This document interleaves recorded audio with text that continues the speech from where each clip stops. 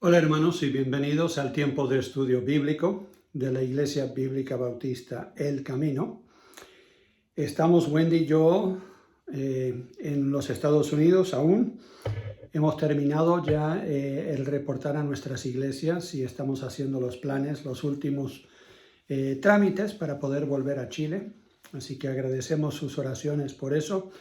Invito su atención al libro de 1 de Corintios. Estamos en una serie y en esta serie estamos viendo la iglesia que Satanás prefiere. Yo sé que eso suena quizás un poco raro si no han estado en esta serie y no han escuchado los otros estudios. Quizás se van a sorprender que estamos estudiando la iglesia que Satanás prefiere, pero uno puede aprender de un mal ejemplo como también puede aprender de un buen ejemplo. Y estamos estudiando la iglesia de Corinto, una ciudad importante en lo que es hoy día Grecia, Asia Menor en ese tiempo, y vemos que ellos tenían muchos problemas como iglesia porque eran carnales. La iglesia carnal tiene creyentes carnales que se dejan llevar por sus emociones, se dejan llevar por sus 5 sentidos en lugar de ser guiados por el Espíritu Santo. No han madurado en su fe y básicamente tienen 20 características que vamos a estudiar en esta serie. Y voy a repasar rápidamente los que ya hemos visto en otros videos. Ustedes podrían ir a esos videos y también verlo en más detalle, pero les voy a dar esa lista brevemente. Número 1, los creyentes carnales en una iglesia carnal crean divisiones y contiendas. Simplemente no se pueden llevar bien con otros, tienen dificultades y problemas y no los saben resolver, no saben realmente llegar a una conclusión para que el beneficio de los demás, para que realmente se resuelvan las cosas. Número 2, no pueden digerir bien la palabra de Dios. O sea, se quedan con lo que es lo más fácil, lo más sencillo, la doctrina más sencilla, porque no han avanzado mucho en su conocimiento, discernimiento de la palabra de Dios. Número 3, edifican su vida solo para aparentar, no es basada realmente en algo firme.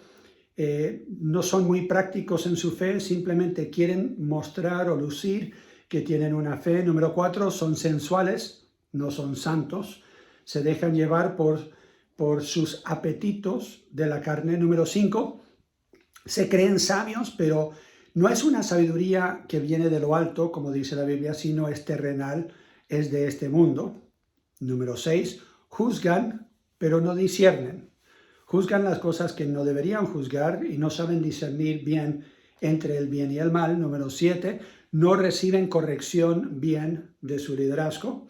Siempre tienen sus excusas y no les gusta que otros los corrijan, aunque ellos están juzgando a los demás. Número 8, confían más en el mundo y las leyes y normas y filosofías del mundo y aún los tribunales del mundo para resolver conflictos en lugar de los hermanos y el liderazgo de la iglesia. Número 9, no saben convivir en su familia propia, especialmente en su matrimonio. Tienen dificultades en llevar bien un matrimonio y un hogar. Número 10, están inflados en su propio conocimiento.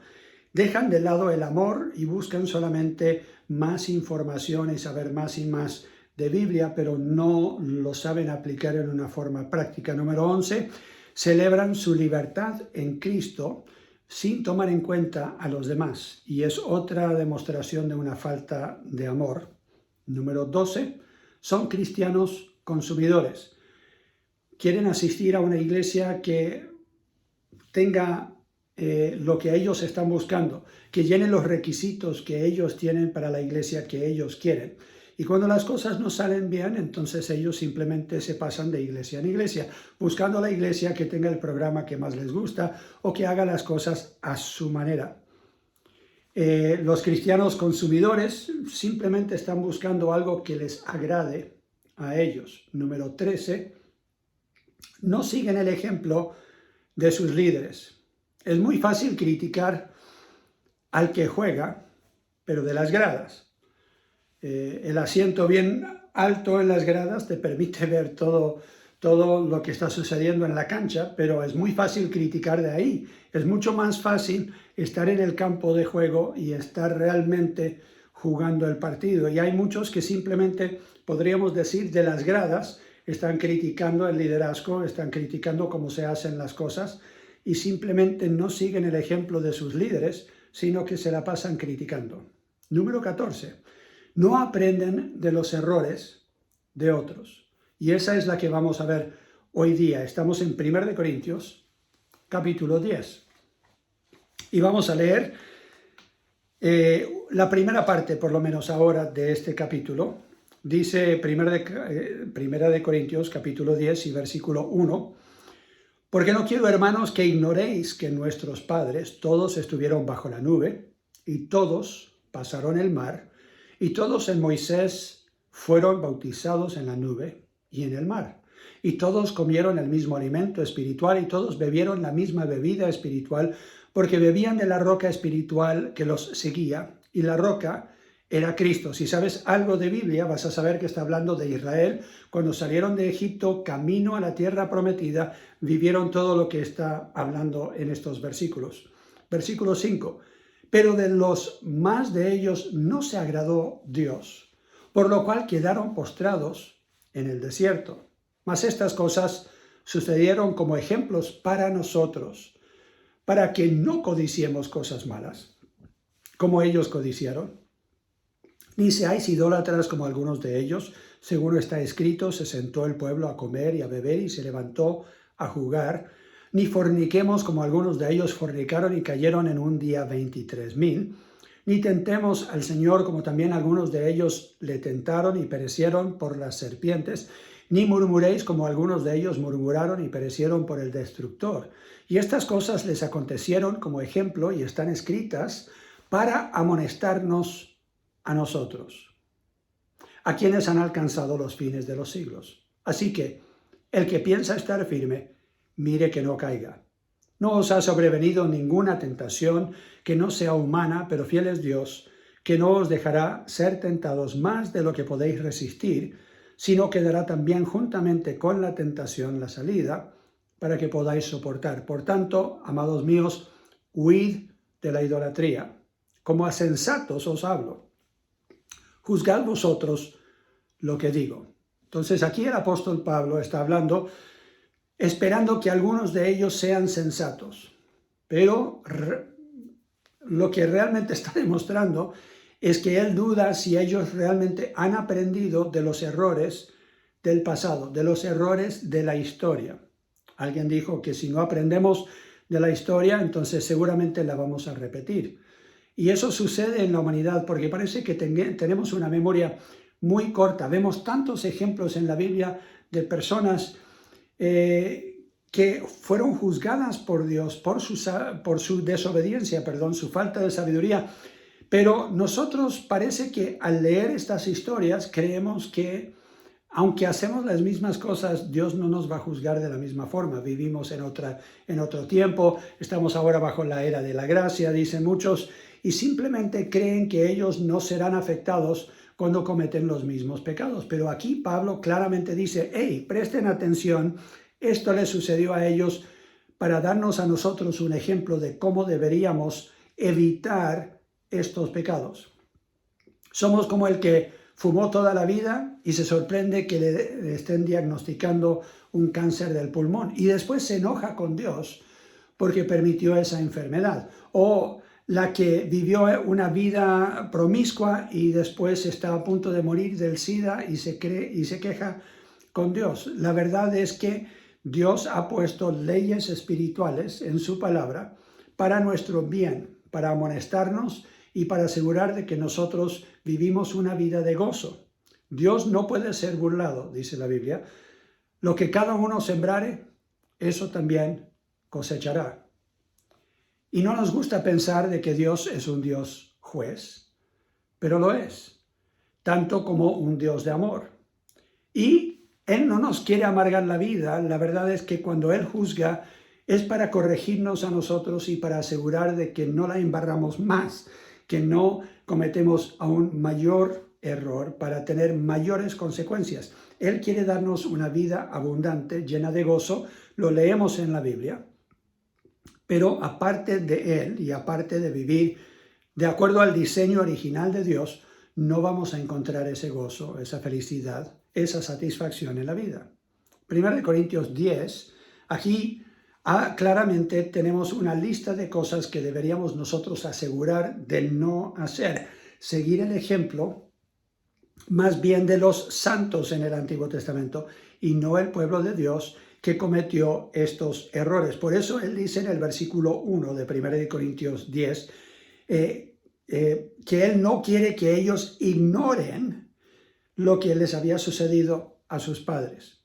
Yo creo que a veces nuestra ignorancia más bien es voluntaria. Decidimos no entrar en detalles, estudiarlo, porque es como recibir malas noticias. No nos gusta ver que Dios esté actuando como actuó con el pueblo al juzgarlos y al literalmente matar a algunos de ellos porque no le hicieron caso. La primera cosa que menciona en el versículo 6 que ellos hicieron, dice: mas estas cosas sucedieron como ejemplos para nosotros, para que no codiciemos cosas malas como ellos codiciaron. ¿Cuándo codiciaron? Bueno, codiciaron desde el momento que salieron de Egipto. Yo creo que es interesante qué tan rápidamente ellos olvidaron lo que había sido la esclavitud en Egipto y solamente recordaban las cosas buenas. Vamos a Números capítulo 11. Números en el Antiguo Testamento, capítulo 11 y versículo 4. Y la gente extranjera que se mezcló con ellos, o sea, algunos de ellos que salieron seguramente de Egipto con ellos, y otros que habían llegado en el camino, y los hijos de Israel también, volvieron a llorar y dijeron: ¿quién nos diera a comer carne? Nos acordamos del pescado que comíamos en Egipto de balde, de los pepinos, los melones, los puerros, las cebollas y los ajos, y ahora nuestra alma se seca, pues nada sino este maná ven nuestros ojos. O sea, ellos están cansados de recibir lo mismo siempre. ¿Y cuál fue el resultado de esta codicia? No fue la única vez que ellos codiciaron estas cosas, que querían disfrutar de carne, que querían otra comida y no querían comer siempre lo mismo. Versículo 31 nos muestra el resultado. Dice: y vino un viento de Jehová y trajo codornices del mar, y las dejó sobre el campamento, un día de camino a un lado y un día de camino al otro, alrededor del campamento, y casi 2 codos sobre la faz de la tierra, o sea, muchas codornices. Entonces el pueblo estuvo levantado todo aquel día y toda la noche y todo el día siguiente, y recogieron codornices. El que menos recogió 10 montones, y las tendieron para sí a lo largo alrededor del campamento. Aún estaba la carne entre los dientes de ellos antes que fuese masticada, cuando la ira de Jehová se encendió en el pueblo, e hirió Jehová al pueblo con una plaga muy grande, y llamó el nombre de aquel lugar Kibrot Hataava, por cuanto allí sepultaron al pueblo codicioso. Hay gente que hoy día dirá: pero pastor, nosotros no codiciamos de esa forma. Tenemos todas las cosas que podemos disfrutar y no es que Dios nos esté limitando la dieta simplemente a pan. No, Dios no nos está limitando la dieta. Pero yo no conozco de una persona que viva plenamente feliz con lo que tiene. Siempre están pensando en el mejor modelo de auto, una casa más grande, mejorar esto, aquello y lo otro, y no están pensando, como dice la Biblia en Santiago, si Dios quiere, si realmente es la voluntad de Dios, si Él lo permite, si Él me da salud, si realmente Él permite que yo compre esto o haga aquello. No hay nada malo en avanzar en tu vida, en tu trabajo, en ganar un poco más dinero, en tener un mejor auto, pero si ese viene a ser tu deseo que te mantiene pensando en eso constantemente y nunca vives agradecido de lo que tienes, porque la codicia es así, no te permite estar agradecido con Dios por lo que ya tienes. Entonces, no solamente vas a vivir una vida amargada, pero estás en peligro de que Dios te juzgue. Y eso es lo que está diciendo el apóstol Pablo aquí, inspirado por el Espíritu Santo. Él dice: Tenemos que aprender de los errores de otros y si ellos fueron juzgados por Dios, ¿cómo pensamos nosotros que vamos a evitar el juicio de Dios? La codicia es un cáncer que va comiendo el corazón de adentro hacia afuera. La segunda cosa mencionada en 1 Corintios, capítulo 10, 1 Corintios, capítulo 10 y versículo 7. Ni seáis idólatras, como algunos de ellos, según está escrito, se sentó el pueblo a comer y a beber y se levantó a jugar. ¿Cuándo sucedió eso? Bueno, en Deuteronomio capítulo 9, no tenemos que ir ahí por falta de tiempo, pero simplemente les voy a resumir. Moisés está en el monte, él ha recibido las tablas que tienen los 10 mandamientos, pero Dios le dice, tendrás que bajar al campamento porque el pueblo se ha hecho un Dios falso. Y de fundición, ellos tomaron los aros y el oro que ellos tenían, se lo entregaron a Aarón, y Aarón dijo, bueno, yo lo eché al fuego y salió este becerro. Eso es pura mentira. Ellos lo hicieron de fundición, lo pusieron ahí y comenzaron a adorar a este Dios diciendo que este era el Dios que los había sacado de Egipto. Es difícil a veces nosotros creer en un Dios que no podemos ver. Y muchas veces necesitamos tener una sustancia, algo que represente a ese Dios. Conozco aún de cristianos hoy día que insisten en tener un cuadro o algo de Jesús. No sabemos si Jesús tenía esa pinta o no, pero les gusta tener ese cuadro. Y claramente tenemos religiones en todo el mundo y aún los católicos y otros que insisten en tener sus figuritas, insisten en tener sus imágenes. Y hay muchos que dicen, no, por respeto yo no les voy a hablar de eso. Mira, claramente la Biblia dice que es un pecado grave.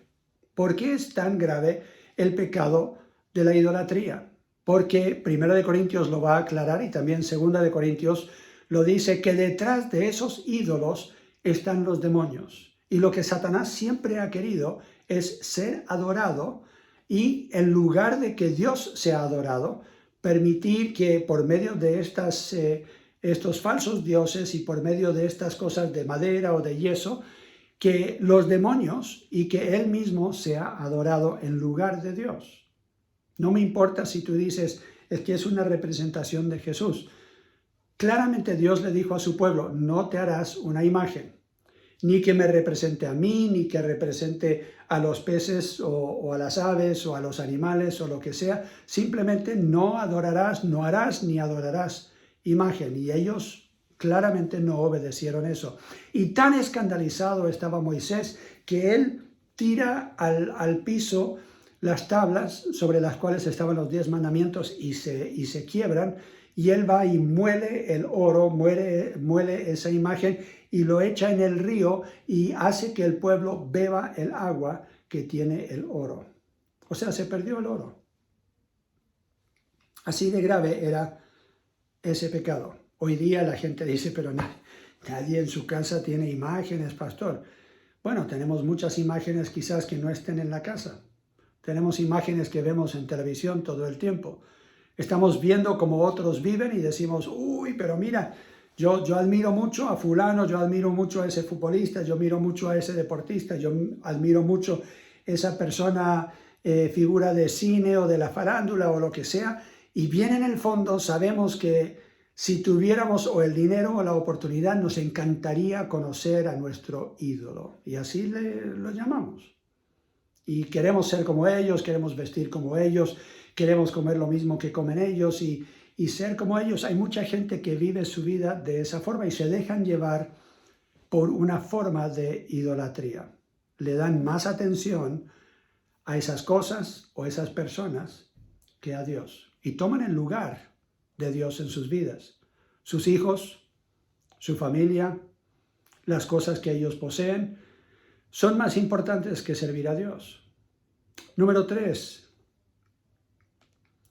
Lo que menciona en 1 Corintios, versículo 8 de 1 Corintios 10, dice, ni forniquemos como algunos de ellos fornicaron y cayeron en un día 23 Un problema que constantemente tuvo el pueblo de Israel era que estaba rodeado el pueblo con otros pueblos que no seguían a Dios. Y les pasó lo mismo que le pasó también a Salomón como rey. Se juntaban con las mujeres y los hombres de estos otros pueblos, y esas mujeres en especial con los hombres los llevaban tras falsos dioses. Lo vemos en Números 25, el libro de Números, capítulo 25, versículos 1 al 9.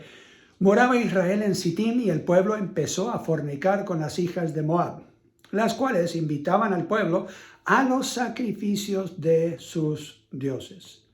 Y el pueblo comió y se inclinó a sus dioses. En el Nuevo Testamento, claramente, la Biblia también enseña que no debería haber un yugo desigual. No deberías tener un pololeo, no deberías tener un noviazgo, no deberías casarte con una persona que no tiene las mismas creencias que tienes tú, porque te van a llevar por un camino errado y a tus hijos van a asegurar de que ellos no tendrán una fe en el Señor. Dice el versículo 3. Así acudió el pueblo a Baal Peor. Y el furor de Jehová se encendió contra Israel, y Jehová dijo a Moisés: toma a todos los príncipes del pueblo y ahórcalos ante Jehová delante del sol, y el ardor de la ira de Jehová se apartará de Israel. Así de grave era este pecado. Pero hoy día se puede fornicar y nadie piensa nada. No, eso es normal, pastor. Tenemos la idea de que como nosotros somos animales simplemente y tenemos estas necesidades, estos deseos, que podemos actuar como animales. Eso es lo que ha salido en parte de esta, podríamos llamarlo una filosofía o una religión o una enseñanza, pero no podemos decir que es ciencia porque es una teoría, la teoría de la evolución. Versículo 5. Entonces Moisés dijo a los jueces de Israel: matad cada uno a aquellos de los vuestros que se han juntado con Baal Peor. Y aquí un varón de los hijos de Israel vino y trajo a una madianita a sus hermanos a ojos de Moisés y de toda la congregación de los hijos de Israel. O sea, ni siquiera le daba vergüenza. Mientras lloraban ellos a la puerta del tabernáculo de reunión. Y lo vio Finehés, hijo de Eleazar, hijo del sacerdote Aarón, y se levantó de en medio de la congregación y tomó una lanza en su mano y fue tras el varón de Israel a la tienda y los alanceó a ambos, el varón de Israel y a la mujer por su vientre. Y cesó la mortandad de los hijos de Israel y murieron de aquella mortandad 24,000. O sea, tenemos el juicio de Dios que dice: ya yo no puedo aguantar esto es una abominación para mí. Y hoy día hay mucha gente que cree que es perfectamente normal, aún en la congregación, que haya fornicación, que es simplemente no usar el sexo como Dios tuvo, lo que fue la intención de Dios en el diseño original. Un hombre con una mujer en el matrimonio. Número 4. Hubo rebelión. Primera de Corintios, capítulo 10. Y ahora el versículo 9. Ni tentemos al Señor, o sea, no lo pongamos a prueba. Ni tentemos al Señor como también algunos de ellos tentaron y perecieron por las serpientes. ¿Cómo fue eso? Bueno, miremos lo que dice Números 21. ¿Cuándo murieron ellos por serpientes? Números, capítulo 21, versículo 4. Después partieron del monte de Or, camino del Mar Rojo, para rodear la tierra de Edom, y se desanimó el pueblo por el camino, y habló el pueblo contra Dios y contra Moisés. ¿Por qué nos hiciste subir de Egipto para que muramos en este desierto? Pues no hay pan ni agua, y nuestra alma tiene fastidio de este pan tan liviano. Y Jehová envió entre el pueblo serpientes ardientes, que mordían al pueblo, y murió mucho pueblo de Israel. Entonces el pueblo vino a Moisés y dijo: hemos pecado por haber hablado contra Jehová y contra ti. Ruega a Jehová que quite de nosotros estas serpientes. Y Moisés oró por el pueblo, y Jehová dijo a Moisés: hazte una serpiente ardiente y ponla sobre una asta, y cualquiera que fuere mordido y mirare a ella, vivirá. Y Moisés hizo una serpiente de bronce y la puso sobre un asta, y cuando alguna serpiente mordía a alguno, miraba a la serpiente de bronce y vivía. O sea, Dios dio provisión para los lugareños, los que estaban ahí, que todavía tenían que lidiar con estas serpientes, pero no quitó a las serpientes. La gente seguía sufriendo las consecuencias de su rebelión, de querer simplemente volver a Egipto y de estar quejándose constantemente con cómo las formas, los líderes estaban haciendo las cosas y la forma en que se estaban haciendo todas las cosas. Y eso nos lleva al número 5, que es una extensión de eso. Números 16, versículo 1. Nos dice 1 Corintios, capítulo 10, que murmuraron. Y vemos el ejemplo en Números, capítulo 16 y versículo 1. Coré hizo de Ishar, hijo de Coat, hijo de Leví, y Datán y Abiram, hijos de Eliab, y On, hijo de Pelet, de los hijos de Rubén, tomaron gente. Y se levantaron contra Moisés, con 250 varones de los hijos de Israel. O sea, estamos hablando de quizás casi 300 hombres contra uno, o 250 y algo contra uno. Príncipes de la congregación, entonces son personajes importantes. De los del consejo, tienen algo de autoridad. Varones de renombre, ya entonces tienen algo de conocimiento de cómo son las cosas y han actuado de una forma sabia quizás en el pasado, o tienen algo de fama. Entonces, han juntado un buen grupo, y con tantos en contra de Moisés, seguramente esta rebelión, esta murmuración va a tener suficiente peso que las cosas por fin se harán como ellos quieren. Dice versículo 3. Y se juntaron contra Moisés y Aarón y les dijeron: basta ya de vosotros, porque toda la congregación, todos ellos son santos, y en medio de ellos está Jehová. ¿Por qué pues os levantáis vosotros sobre la congregación de Jehová? O sea, ¿por qué son ustedes los líderes? Todos somos santos, todos podemos acercarnos a Dios. No necesitamos de ustedes que sean intermediarios. Versículo 4. Cuando oyó esto Moisés, se postró sobre su rostro y habló a Coré y a todo su séquito diciendo: mañana mostrará Jehová quién es suyo y quién es santo, y hará que se acerque a él al que él escogiere. Él lo acercará así. Haced esto: tomaos incensarios, Coré y todo su séquito, y poned fuego en ellos, y poned en ellos incienso delante de Jehová mañana, y el varón a quien Jehová escogiere, aquel será el santo. Esto os baste, hijos de Leví. Dijo más Moisés a Coré: oíd ahora, hijos de Leví, ¿os es poco que el Dios de Israel os haya apartado de la congregación de Israel, acercándoos a él, para que ministréis en el servicio del tabernáculo de Jehová, y estéis delante de la congregación para ministrarles? Y que te hizo acercar a ti y a todos tus hermanos, los hijos de Leví, contigo. Procuráis también el sacerdocio, o sea, ustedes ya están sirviendo en el tabernáculo. Ustedes ahora quieren ser también los sacerdotes, quieren ustedes avanzar. Por tanto, tú y todo tu séquito sois los que os juntáis contra Jehová. Pues Aarón, ¿qué es para que contra él murmuréis? Y envió Moisés a llamar a Datán y a Abiram, hijos de Eliab, mas ellos no respondieron. O sea, dijeron: ya, no le vamos a hacer caso a Moisés. No iremos allá. Es poco que nos hayas hecho venir de una tierra que destila leche y miel para hacernos morir en el desierto, sino que también te enseñorees de nosotros imperiosamente. Ni tampoco nos has metido tú en tierra que fluye leche y miel, ni nos has dado heredades de tierras y viñas. ¿Sacarás los ojos de estos hombres? No subiremos. O sea, no te tenemos miedo, no te vamos a hacer caso, tú no eres autoridad de nuestra vida. Entonces Moisés se enojó en gran manera. ¿Saben cómo se traduce eso del hebreo original? Él hervía dentro de sí, tanto que su rostro se volvió rojo. Esa es la idea detrás de esta frase, gran manera. Y dijo a Jehová: no mires su ofrenda, ni aun un asno he tomado de ellos, ni a ninguno de ellos he hecho mal. Después dijo Moisés a Coré: tú y todo tu séquito, poneos mañana delante de Jehová, tú y ellos y Aarón, y tomad cada uno su incensario, y poned incienso en ellos, y acercaos delante de Jehová, cada uno con su incensario, 250 incensarios, tú también y Aarón, cada uno con su incensario, y tomó cada uno su incensario, y pusieron en ellos fuego, y echaron en ellos incienso, y se pusieron a la puerta del tabernáculo de reunión con Moisés y Aarón. Están seguros que nada les va a pasar, porque claro, todos son santos.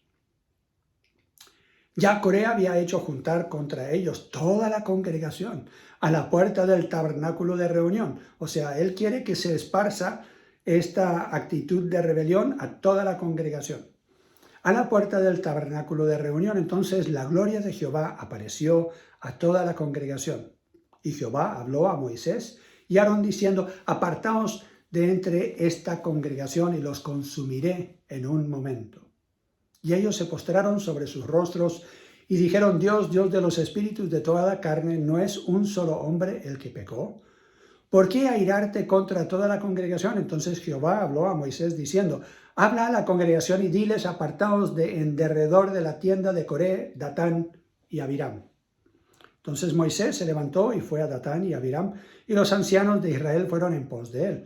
Y él habló a la congregación diciendo: apartaos ahora de las tiendas de estos hombres impíos y no toquéis ninguna cosa suya, para que no perezcáis en todos sus pecados. Y se apartaron de las tiendas de Coré, de Datán y de Abiram en derredor.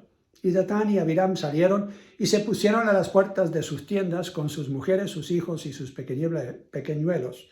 Y dijo Moisés: en esto conoceréis que Jehová me ha enviado para que hiciese todas estas cosas, y que no las hice de mi propia voluntad. Si como mueren todos los hombres murieren estos, o si ellos al ser visitados siguen la suerte de todos los hombres, Jehová no me envió. Mas si Jehová hiciere algo nuevo, y la tierra abriere su boca y los tragare con todas sus cosas, y descendieran vivos al Seol, entonces conoceréis que estos hombres irritaron a Jehová. Y aconteció que cuando cesó él de hablar todas estas palabras, se abrió la tierra que estaba debajo de ellos. Abrió la tierra su boca y los tragó a ellos, a sus casas, a todos los hombres de Coré y a todos sus bienes. Y ellos, con todo lo que tenían, descendieron vivos al Seol, y los cubrió la tierra y perecieron de en medio de la congregación. Y todo Israel, los que estaban en derredor de ellos, huyeron al grito de ellos, porque decían: no nos trague también la tierra. También salió fuego de delante de Jehová y consumió a los 250 hombres que ofrecían el incienso. Dura cosa es ir contra Dios y su plan. Pablo aquí está amonestando a la iglesia en Corinto, y él está diciendo: hay estas cosas en la iglesia, y ustedes deberían aprender de lo que le sucedió a Israel para no caer en estos mismos pecados, porque muchos murieron a causa de su pecado. Alguno dirá: pero pastor, ¿qué tiene que ver conmigo? Yo no creo que esté viviendo yo estas cosas. ¿Estás seguro? ¿Estás seguro que no hay codicia en tu vida, que siempre estás buscando o queriendo algo más, que no estás satisfecho con lo que tienes? ¿Te acuerdas de agradecer a Dios? ¿Te acuerdas de darle gracias por lo que tienes y no siempre estar pensando en que podría haber algo mejor? ¿Estás honrando a Dios con tus bienes? ¿Estás honrando a Dios con tus ofrendas? Porque la Biblia claramente dice: el que no ofrenda a Dios, el que no diezma a Dios, codicia. Está buscando más y más y atesorando solo para él, y no toma en cuenta a Dios. Número 2. ¿Tienes algún ídolo en tu vida? ¿Prefieres a una persona? ¿Prefieres a un predicador? ¿Prefieres a la política, a personas importantes? ¿Escuchas más a algún autor famoso, algún filósofo, que al Señor? ¿Tienes a alguien en mente cuando estás pensando: yo quiero ser como, y esa persona no es Jesucristo? Entonces tienes un ídolo en tu vida. Número 3. ¿Hay fornicación en tu vida? ¿Algún pecado sexual? ¿Tienes un problema con la pornografía? ¿O estás viendo películas y programas que te daría vergüenza si entrara Jesús y te viera viendo esas cosas? Estás con lujuria tramando cómo sería posible o cómo sería el acto con una persona, aunque no los toques. La Biblia dice, cuando Jesús les dijo, ustedes ya han cometido adulterio en su corazón con solo mirarla de esa forma. Número 4, hay rebelión en tu corazón, te estás rebelando contra la voluntad de Dios. Cuando las cosas no suceden como tú quieres, en lugar de decir, Señor, si esto es lo que tú deseas para mí en este momento, voy a aceptar tanto lo bueno como lo malo, como lo dijo Job. ¿Obedeces a Dios solo cuando conviene o realmente cuando Él te pide algo difícil? Y último, ¿hay murmuración en ti? ¿Te estás quejando del liderazgo de la iglesia?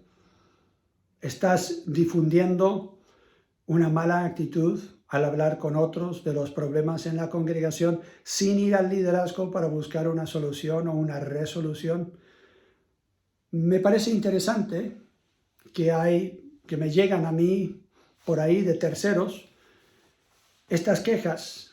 Y yo creo que la mayoría les gustaría que yo recibiera al fin y al cabo estas quejas para que se hagan algo. Lo interesante es que la persona con la queja nunca, ni una vez, se me ha acercado directamente, a menos que sea uno de los líderes en la congregación.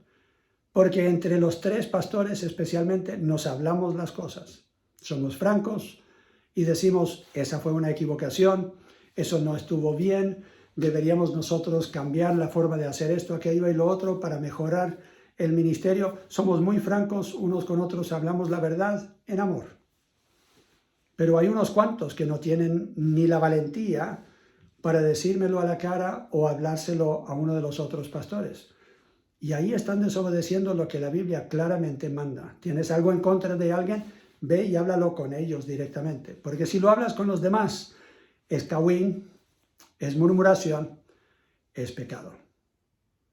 Y Dios juzga eso. ¿Crees estar firme? Dice versículo 12. Bueno, ten cuidado que no caigas. Cuando viene la tentación, dice versículo 13, Dios te dará la salida. Pero quiero ir a 1 Corintios 10 para terminar con estos versículos y leerlos de nuevo. 1 Corintios, capítulo 10. 3 principios bíblicos muy importantes. Versículo 12. Así que el que piensa estar firme, mire que no caiga. Sería bueno que todos, y yo me incluyo en esto, deberíamos evaluarnos en estos 5 puntos que acaba de mencionar el apóstol Pablo, para asegurar de que no estamos viviendo uno de esos pecados.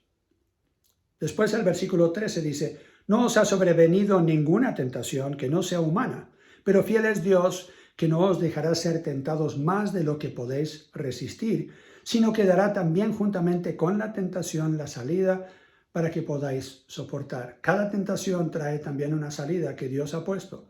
Simplemente tienes que hacer las cosas a su manera. Haz su voluntad, pide su ayuda y Él te dará esa salida. Y después tenemos un versículo